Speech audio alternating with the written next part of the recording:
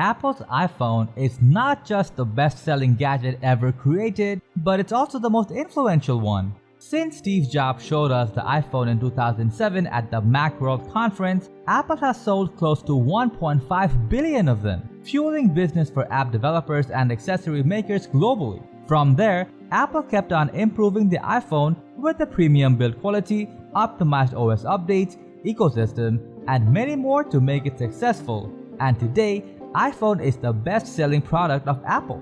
But with all this success, one question may arise. Originally, Apple was a PC manufacturer. Then how on earth did smartphones become their best-selling product?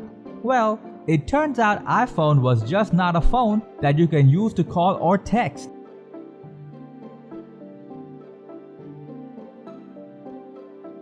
At the Macworld conference in 2007, Jobs said,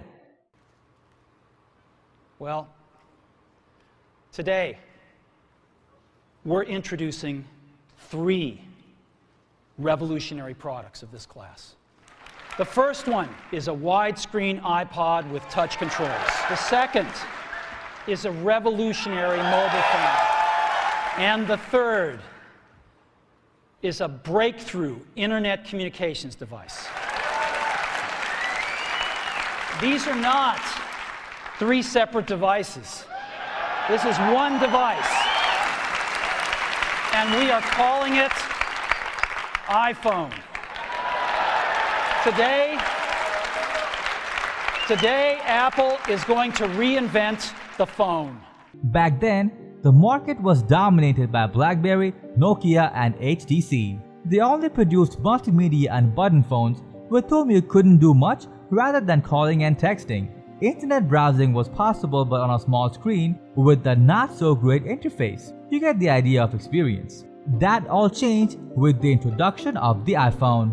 It had a huge 3.5-inch screen with better 320 by 480 pixel resolution, internet connectivity, and a 2-megapixel rear camera. It could store all your music, photos, and everything all in a slim body.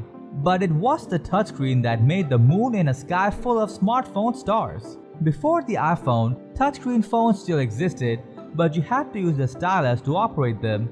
But with the iPhone, you could do that with just your fingers. Not only the iPhone had good features, its OS was also simple and needed less digging to find an option.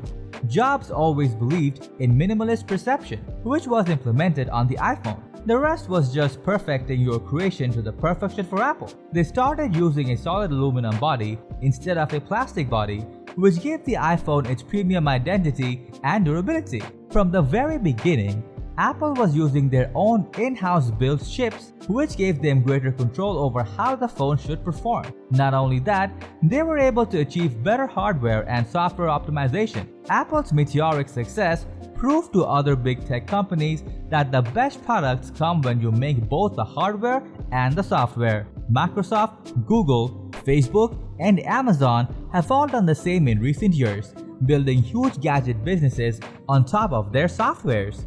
Apple also considers how the iPhone should work with other Apple devices and accessories flawlessly, hence creating a magical ecosystem where everything just works. Need a file to share? Use AirDrop. Need to video chat?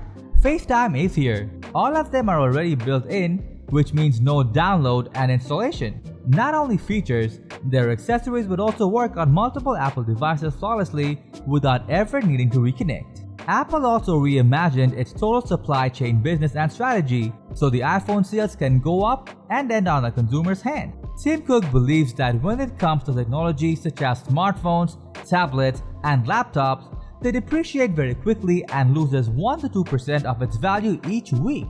He also quoted, "Inventory is fundamentally evil. To run their supply chain operations smoothly, Tim Cook always tried to slash inventory from the very beginning to cut down on warehouse and make suppliers compete between themselves."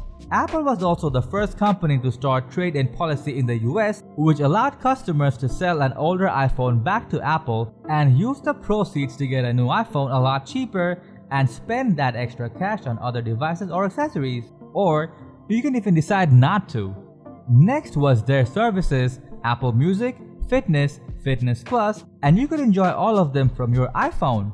Back in 2003, when the music industry was in the war against piracy, Apple launched the iTunes Music Store and instantly gained attention amongst musicians and fans. It also allowed customers to buy original music at an affordable price. Later in 2015, they launched Apple Music to boost up overall iPhone sales. The iPhone also drove the smartphone accessory industry to its peak.